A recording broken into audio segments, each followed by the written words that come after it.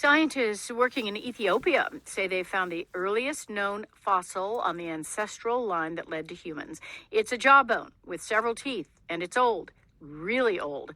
NPR's Christopher Joyce reports the fossil could fill an important gap in the history of human evolution.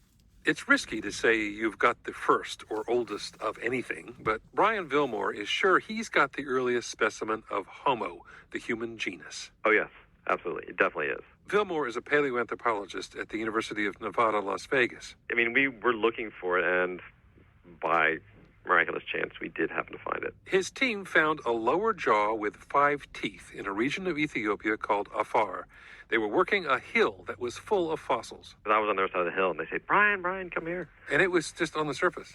Yeah. Several dating methods confirmed its age, about 2.8 million years old. That's nearly 500,000 years older than the previous record for a human-related fossil. Here's why that's a big deal. There's this big gap in human history that has puzzled scientists. It starts 3 million years ago in East Africa. The place was home to a variety of 4-foot-tall ape-like creatures called Australopithecus. The famous Lucy is the best known. Over the next 500,000 years, these creatures disappeared. Then our genus, Homo, appears in Africa about 2 million years ago. Scientists believe that during that million-year gap, Homo evolved from Australopithecus, but there hasn't been physical evidence of that.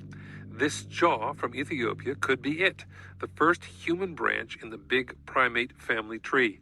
The jaw is primitive, but definitely different from the ape-like jaws of Australopithecus. The general story is it's a reduction.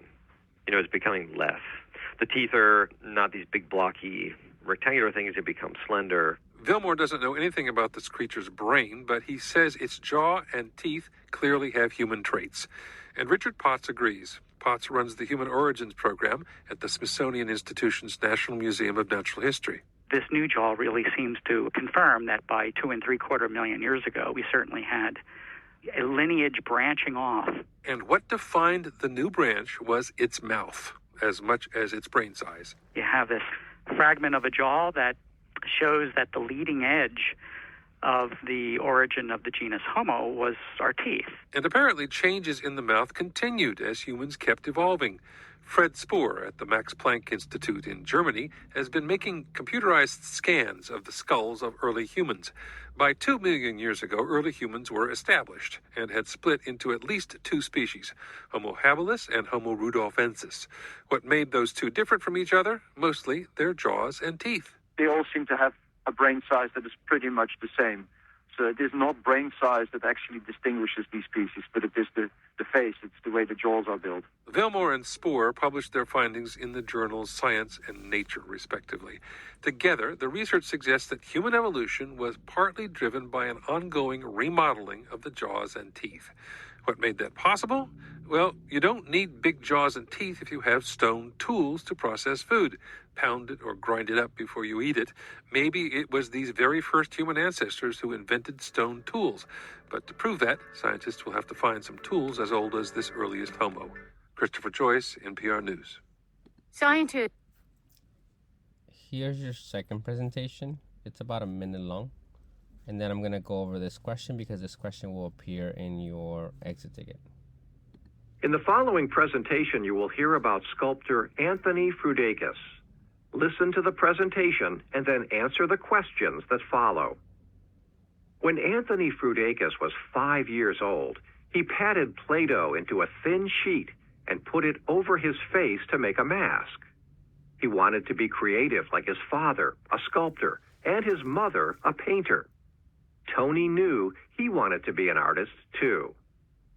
Tony is now a well-respected sculptor. In 2006, the president of Michigan Hillsdale College in Michigan asked Tony to create a sculpture of Abraham Lincoln. Before he sculpted Lincoln, Tony read biographies, watched documentaries, and talked with historians. He also visited museums and studied lots of photographs, including pictures of other statues made of the president. After lots of research, Tony was finally ready to pick up a pencil and paper to sketch his ideas for the sculpture. He showed them to the president of Hillsdale College. Once the president selected the sketch he liked best, Tony went to work creating a scale model. First, Tony made a wire skeleton to support the clay. Next, he sculpted Lincoln's head and body. Then Tony dressed the president in a suit of clay. It took nearly 3 years to complete the statue of Lincoln. It now stands larger than life on Liberty Walk at Hillsdale College. Preparing is how he's getting ready to do it. Modeling is how he's doing it. Like actually doing the work for the statue. Preparing is what happens before he actually does it. Just a hint.